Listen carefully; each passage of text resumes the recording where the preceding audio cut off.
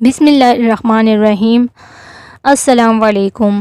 جاہلیت میں یہ دستور تھا کہ جب میاں بیوی میں لڑائی ہو جاتی تو خاوند غصے کی حالت میں اپنی بیوی کو یوں کہہ دیتا کہ ترجمہ یعنی تو مجھ پر میری ماں کی پیٹھ کی طرح ہے، تو اسے دائمی طلاق سمجھا جاتا تھا۔ یہ صرف معمولی طلاق ہی نہ تھی بلکہ شدید قسم کی طلاق سمجھی جاتی تھی، جس کے بعد دونوں میاں بیوی کے مل بیٹھنے کی کوئی صورت باقی نہ رہتی تھی۔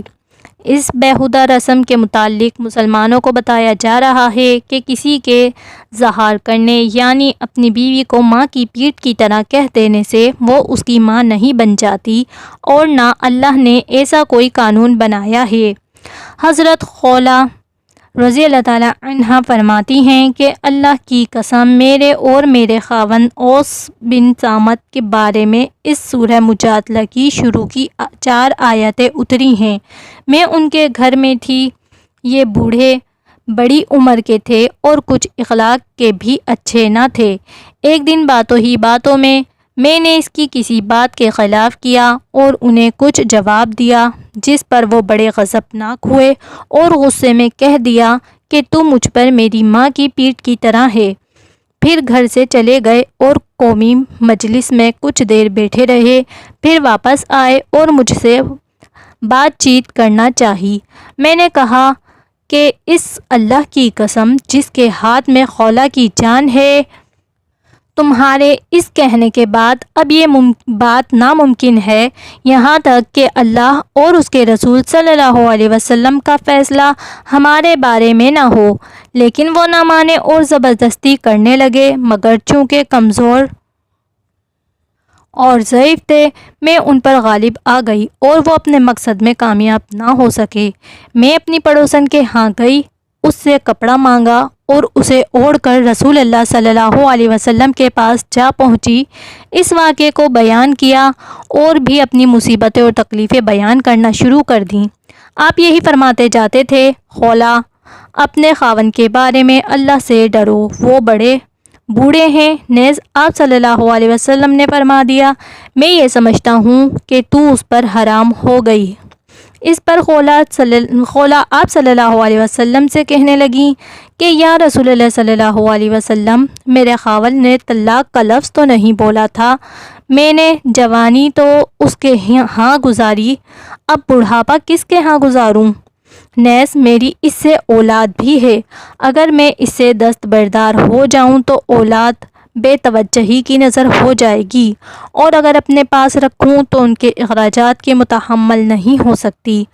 وہ ساتھ ہی ساتھ روتی بھی جاتی تھی اور یہ کہتی بھی جاتی تھی کہ مجھے کوئی بہتر صورت بتائیے، اور یہ بھی کہ اللہ میرے حق میں کوئی بہتر فیصلہ نازل فرمائے۔ یہ اسی خستہ حالی میں واپس جا رہی تھی کہ آپ صلی اللہ علیہ وسلم نے اسے واپس بلایا۔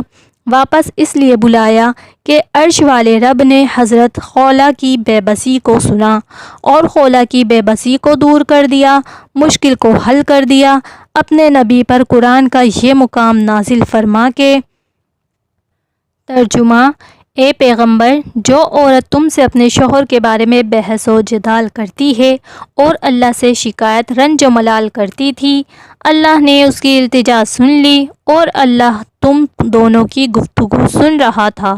کچھ شک نہیں کہ اللہ سنتا دیکھتا ہے۔ جو لوگ تم میں سے اپنی عورتوں کو ماں کہہ دیتے ہیں، وہ ان کی مائیں نہیں ہو جاتیں، ان کی مائیں تو وہی ہیں جن کے بطن سے وہ پیدا ہوئے۔ بے شک وہ نامعقول اور جھوٹی بات کہتے ہیں، اور وہ اللہ کے معاف کرنے والا اور اللہ بخشنے والا ہے۔ اور جو لوگ اپنی بیویوں کو ماں کہہ بیٹھیں پھر اپنے قول سے رجوع کر لیں تو انہیں ہم بستر ہونے سے پہلے ایک غلام آزاد کرنا ضروری ہے۔ مومنو، اس حکم سے تمہیں نصیحت کی جاتی ہے، اور جو کچھ تم کرتے ہو اللہ اس سے خبردار ہے۔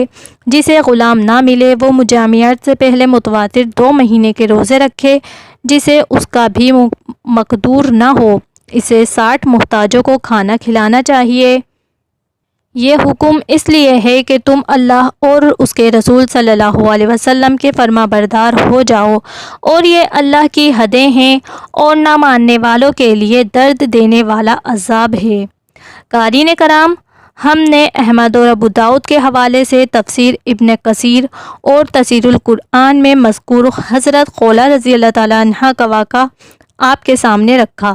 جناب رسول کریم صلی اللہ علیہ وسلم نے اللہ کے احکامات سے حضرت خولہ کو آگاہ کیا اور فرمایا، جاؤ اپنے خاوند سے کہو کہ اس غلطی کا کفارے میں ایک غلام آزاد کر دیں۔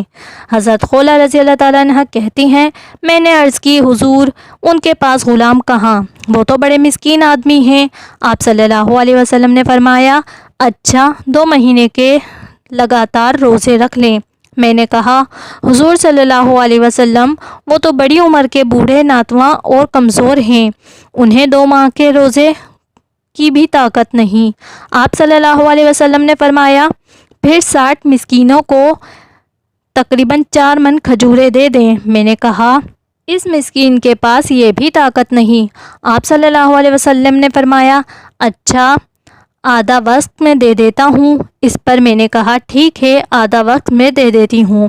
اس پر آپ صلی اللہ علیہ وسلم نے فرمایا، یہ تو آپ نے بہت اچھا کیا، ٹھیک ہے جاؤ یہ ادا کرو اور اپنے خاوند کے ساتھ جو تمہارے چچا کا لڑکا ہے اس سے محبت، پیار اور خیر خواہی سے گزارا کرو۔ صحابہ کرام کے دلوں میں حضرت خولہ رضی اللہ تعالیٰ عنہ کی قدر و منزلت بہت بڑھ گئی۔ ایک دفعہ حضرت عمر رضی اللہ تعالیٰ عنہ اپنے دور خلافت میں کہیں جا رہے تھے کہ حضرت خولہ رضی اللہ تعالیٰ عنہ نے راستے میں ہی آپ کو بلایا اور کچھ بات کرنے لگے۔ حضرت عمر رضی اللہ تعالیٰ عنہ کھڑے ہو کر بڑی توجہ اور انہماک سے حضرت خولہ رضی اللہ تعالیٰ عنہ کی بات سننے لگے۔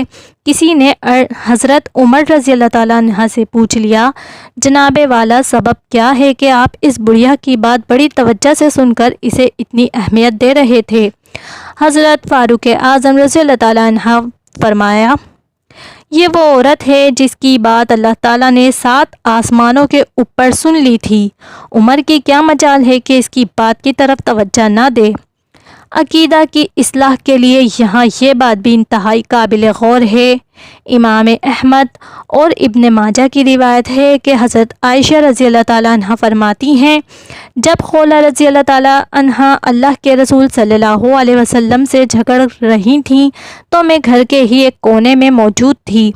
یہ عورت جو کہہ رہی تھی میں سن نہیں پا رہی تھی، البتہ اس کی کوئی بات میرے کان میں پڑ جاتی تو تعریف اس ذات بابرکت کی کہ جس کی سننے کی طاقت نے حشے کو گھیرے میں لیا ہوا ہے۔ جی ہاں لوگوں، جب رسول ثقلین صلی اللہ علیہ وسلم کی زوجہ کا یہ حال ہے تو اور بھلا کون شخص ایسا ہو سکتا ہے جو اپنے مریدوں کی فریاد کو بغیر اسباب کے دور سے سن لے؟